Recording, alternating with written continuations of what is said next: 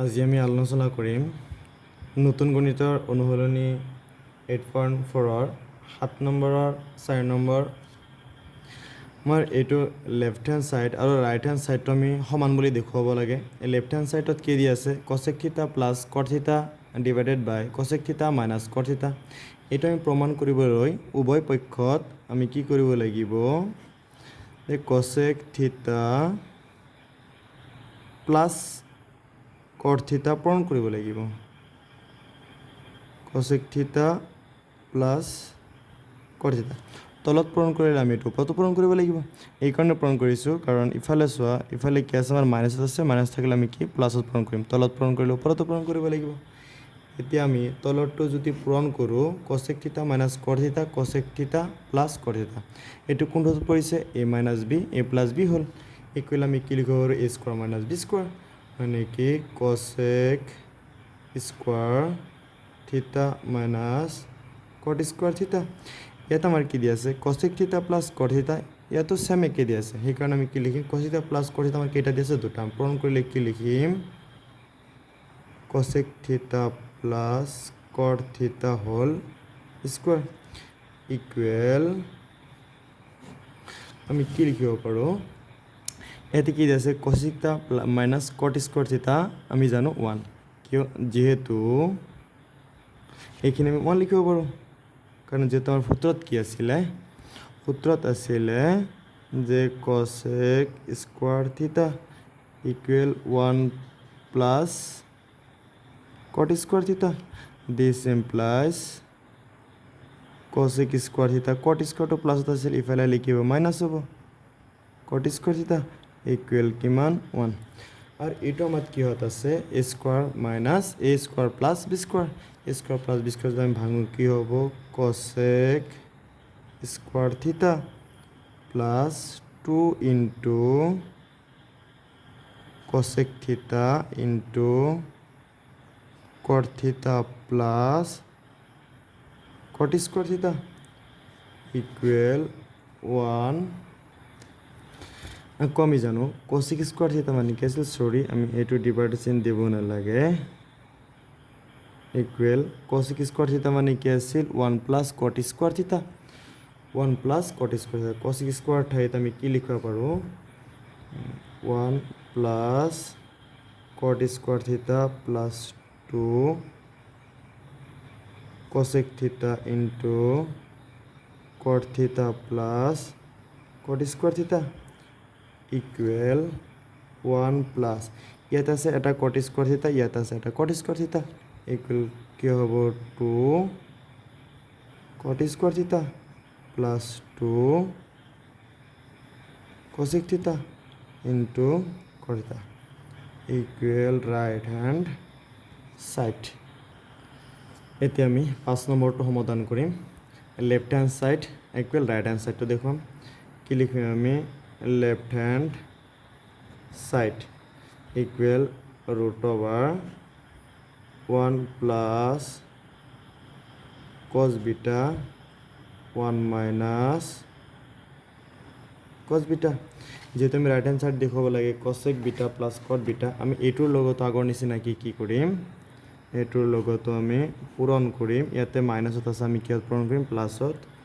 1 plus cos beta 1 plus cos beta.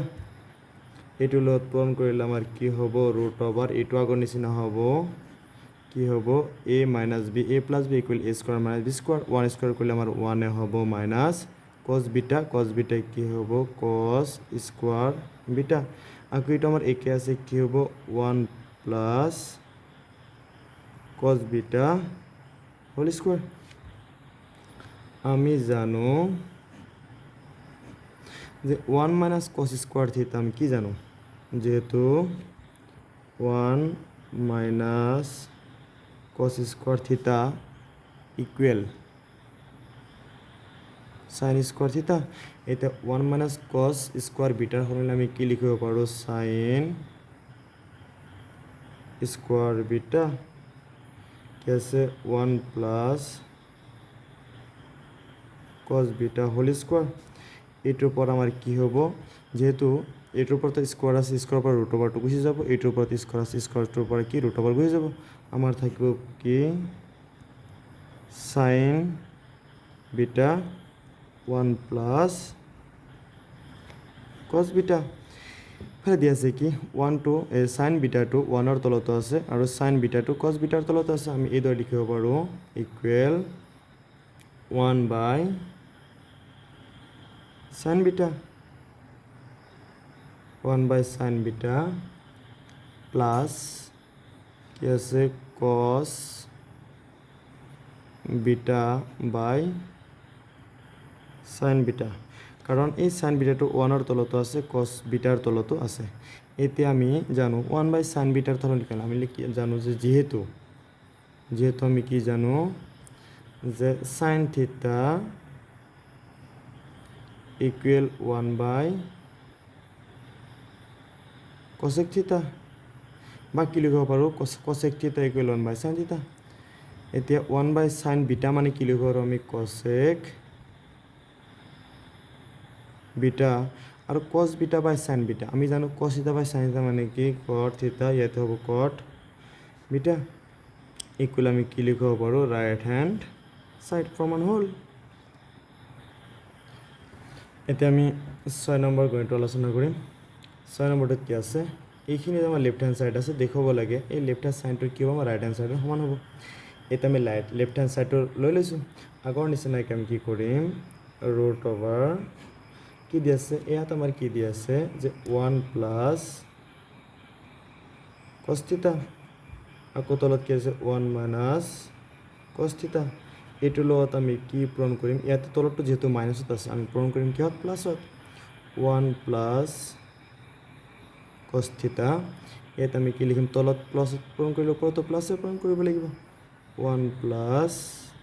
কছ থিটা। Similarly একেদৰে আমি এইটো লিখিব পাৰোঁ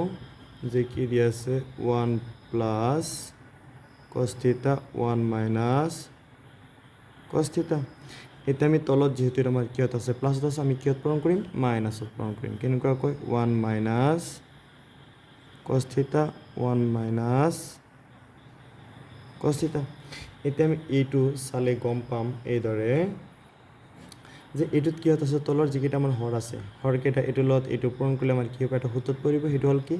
a minus b a plus b equal a square minus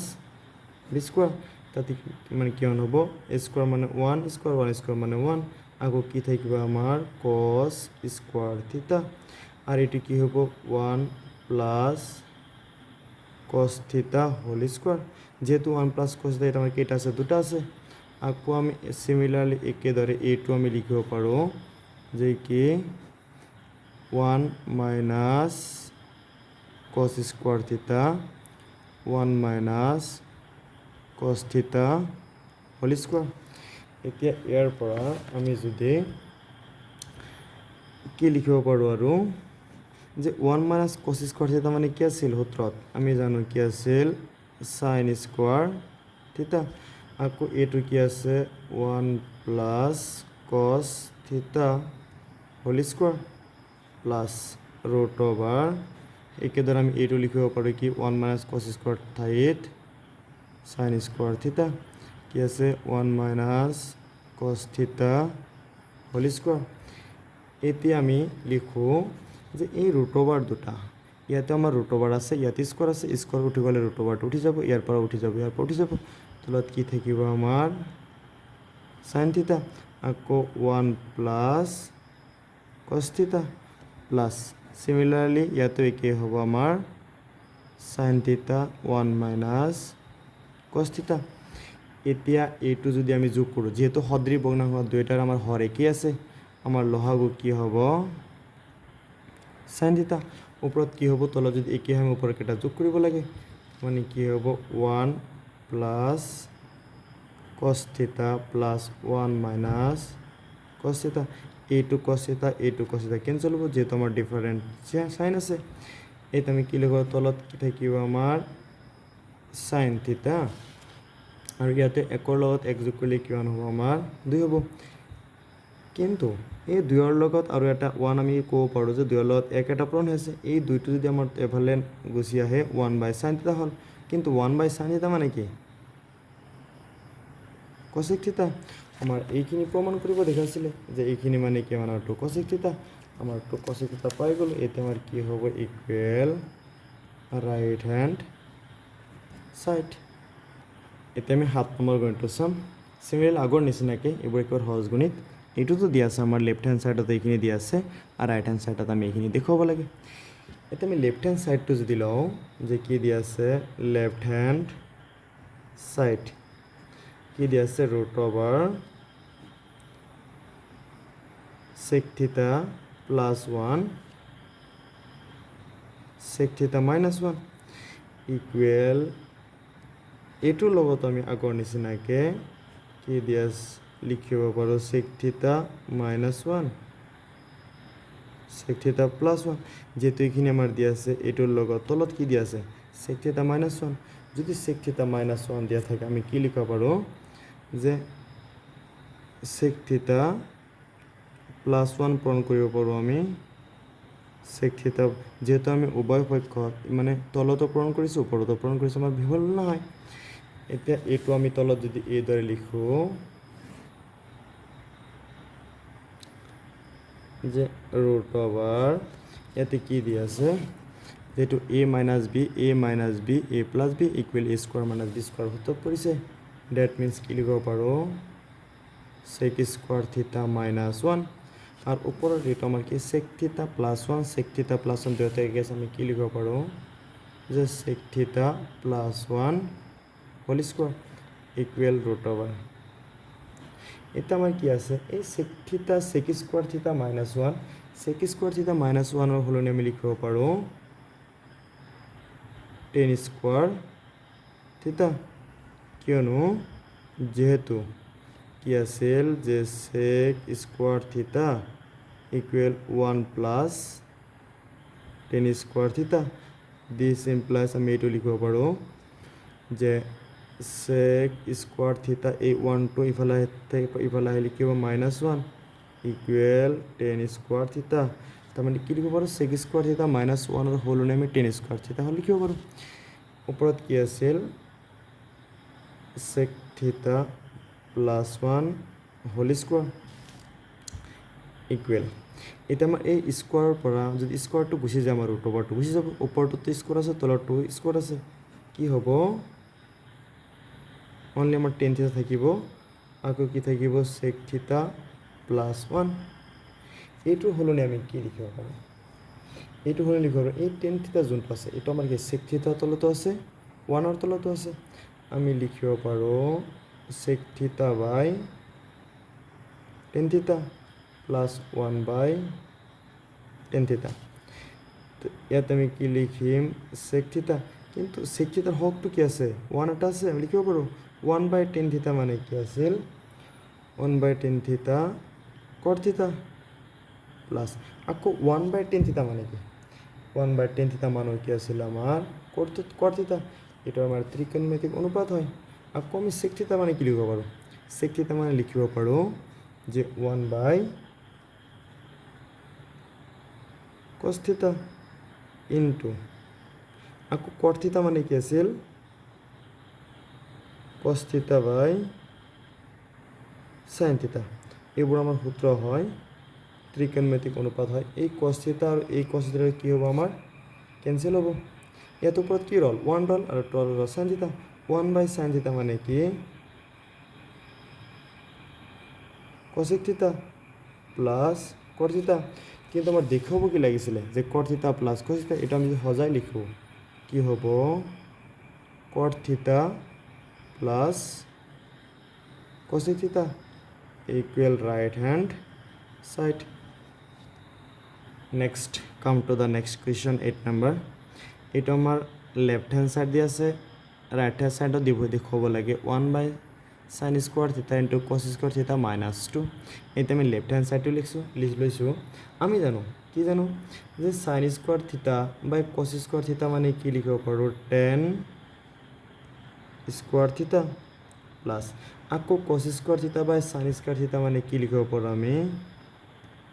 কট স্কোৱাৰ থিটা এইবোৰ আমি জানো যে যেহেতু তোমাৰ অনুপাত হয় ট্ৰিগনমেট্ৰিক যে tan theta equal sine theta বাই কছ থিটা আৰু কি আছে কট থিটা এইটোৰ বিপৰীত যেহেতু টেনৰ বিপৰীত কট হয় কটৰ বিপৰীত টেন হয় আমি কি লিখিব পাৰোঁ কছ থিটা বাই সাইন থিটা এতিয়া আমি এইটো যদি লিখোঁ এইদৰে আমি লিখিব পাৰোঁ না নাই যে কি ten square theta plus 1 plus কটৰ লগত যদি 1 যোগ কৰোঁ যে কট স্কোৱাৰ থিটা প্লাছ 1 মাইনাছ 2 এইটোৰ লগত 1 যোগ কৰিছোঁ এইটোৰ লগত 1 যোগ কৰিছোঁ এক একে কিমান হ'ব 2 হ'ব 2ৰ পৰা 2 গ'লে গুচি গ'লে কি আমাৰ টেন স্কোৱাৰ থিটা প্লাছ কট স্কোৱাৰ আমাৰ এইখিনি থাকিব এতিয়া আমি কি আছিলে এই টেন স্কোৱাৰ থিটা প্লাছ 1 মানে আমাৰ ফৰ্মুলাটো কি আছিলে টেন স্কোৱাৰ থিটা প্লাছ 1 ফৰ্মুলাটো কি আছিলে আমাৰ সেক স্কোৱাৰ থিটা আকৌ কট স্কোৱাৰ থিটা প্লাছ 1 মানে কি আছিল কসেক স্কোৱাৰ থিটা মাইনাছ 2 আমি জানো যে সেক স্কোৱাৰ থিটা মানে কি যে 1 বাই সেক স্কোৱাৰ থিটা মানে 1 বাই কস স্কোৱাৰ থিটা আৰু কসেক স্কোৱাৰ থিটা মানে কি আছিল 1 বাই সাইন স্কোৱাৰ থিটা মাইনাছ 2 এতিয়া এই দুটা যদি পদ যদি মই যোগ কৰোঁ এতিয়া কি আছে কস স্কোৱাৰ থিটা সাইন স্কোৱাৰ থিটা যদি আমি লহাগু লওঁ কি হ'ব যে কস স্কোৱাৰ থিটা ইনটু সাইন স্কোৱাৰ থিটা এতিয়া এই দুটা পদক যদি এই কস স্কোৱাৰ হৰণ কৰোঁ এই কস আৰু এই কস কেঞ্চেল যাব সাইন স্কোৱাৰ থিটাৰ লগত 1 পূৰণ কৰিলে কি হ'ব আমাৰ সাইন স্কোৱাৰ থিটা প্লাছ আকৌ চাওঁ আমি এই সাইন স্কোৱাৰ থিটাক যদি এই সাইন স্কোৱাৰ থিটা হৰণ কৰা যায় এইটো পদ আৰু এইটো পদ কেঞ্চেল হ'ব থাকিব কস স্কোৱাৰ থিটাৰ লগত 1 পূৰণ কৰিলে কি হ'ব কস স্কোৱাৰ থিটা মাইনাছ 2 তলত কি লিখিম কস স্কোৱাৰ থিটা ইনটু সাইন স্কোৱাৰ থিটা কিন্তু আমি জানো যে সাইন স্কোৱাৰ থিটা প্লাছ কস স্কোৱাৰ থিটা মানে কি হয় আমাৰ 1 হয় মাইনাছ 2 আমাৰ এইখিনি দেখুৱাব দিব লাগে দেখুৱাব দিছিলে এটা আমি সজাই পৰা লিখিব পাৰোঁ এটা মানে যিদৰে কৰিব দিছে এইটোৰ নিচিনাকৈ একচুৱেলি এইটো পদ আৰু এইটো পদ একেই হয় আমাৰ তথাপিও মই আৰু এটা লাইন লিখি দিছোঁ যেটা আমি সজাই কিদৰে লিখিব পাৰোঁ যে সাইন স্কোৱাৰ থিটা ইনটু কস স্কোৱাৰ থিটা 1 minus 2 equal right hand side এতিয়া আমি নেক্সট কুৱেশ্যনটো আলোচনা কৰিম নেক্সট কুৱেশ্যনটো কি দিয়া আছে সাইন থিটা ইনটু কস 90 ডিগ্ৰী মাইনাছ থিটা plus cos theta sine 90 degree minus থিটা এই গোটেইখিনি আমাৰ কি বুজাব কোন বুজাব সূক্ষ্ম কোণ এইটো লেফ্ট হেণ্ড সাইড মানে যে 1 এইটো আমি দেখুৱাব লাগে আমি লেফ্ট হেণ্ড সাইডটো লৈছোঁ এতিয়া আমি ইকুৱেল কি লিখিব পাৰোঁ যে সাইন থিটা আগৰ অনুসলনিত আমাৰ কি আছিল কস 90 ডিগ্ৰী মাইনাছ থিটা এইদৰে লিখা আছিল আগৰ অনুসলনিটোত যে কস 90 ডিগ্ৰী মাইনাছ থিটা ইকুৱেল কি আছিল সাইন থিটা আকৌ কি আছিল সাইন 90 ডিগ্ৰী মাইনাছ থিটা ইকুৱেল কস থিটা এইটো আমাৰ আগৰ অনুসৰণিত এইবোৰ আমি পাই আহিছোঁ এতিয়া কস 90 ডিগ্ৰী মাইনাছ থিটাৰ সলনি আমি কি লিখিব পাৰোঁ সাইন থিটা আকৌ ইয়াতে কি লিখিছোঁ cos theta sine 90 degree minus থিটাৰ সলনি আমি কি লিখিব পাৰোঁ কস থিটা ইকুৱেল সাইন থিটাৰ লগত সাইন থিটা পূৰণ কৰিলে আমাৰ কিমান হ'ব সাইন স্কোৱাৰ থিটা প্লাছ আকৌ কস স্কোৱাৰ থিটাৰ লগত কস থিটা পূৰণ কৰিলে কি হ'ব কস স্কোৱাৰ থিটা কিন্তু আমি কি জানো সাইন স্কোৱাৰ থিটা প্লাছ কস স্কোৱাৰ থিটা মানে 1 ইকুৱেল ৰাইট হেণ্ড সাইড এইখিনিলৈকে আমি শিকিছোঁ নেক্সট ভিডিঅ'ত আমি আলোচনা কৰিম 10, 11 আৰু 12 নম্বৰ দুটা কুৱেশ্যন